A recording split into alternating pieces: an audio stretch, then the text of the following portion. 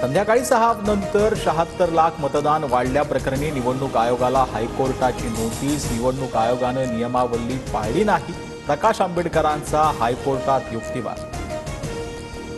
बीड जिल्ह्यातील प्रशासकीय मान्यता मिळालेल्या कामांची चौकशी होणार। 2 वर्षात नियोजन समितीने मान्यता दिलेल्या कामांची चौकशी होणार। मागील 2 वर्षात धनंजय मुंडे बीडचे पालकमंत्री।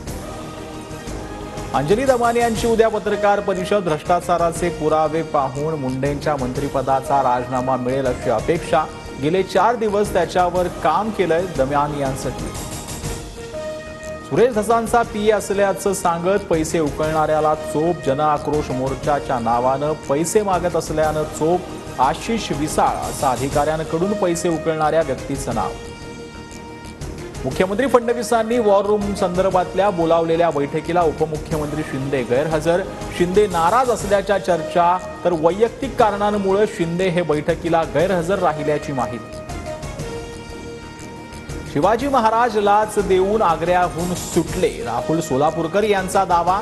तर राहुल सोलापूरकरांचा दावा म्हणजे शिवरायांची उंची कमी करण्याचा प्रयत्न। जितेंद्र आव्हाडांचे ट्विट।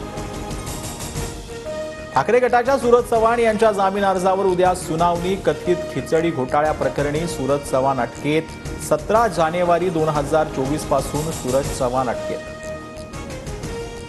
अहिल्यानगरच्या शेवगाव तालुक्यात 70 वर्षीय सेवेकराची हत्या। 70 वर्षीय नामदेव दहातोंडे यांची हत्या। नगरमधील हत्या भयानक, याच्यावरती धस आव्हाड बोलणार का? गुणरत्न सदावर्तेंचा सवाल। वांद्रे टर्मिनस या ठिकाणी रविवारी एका महिलेवरती ट्रेनच्या रिकाम्या डब्यात अत्याचार। सीसीटीव्ही फुटेजच्या आधारे आरोपीला बेड्या।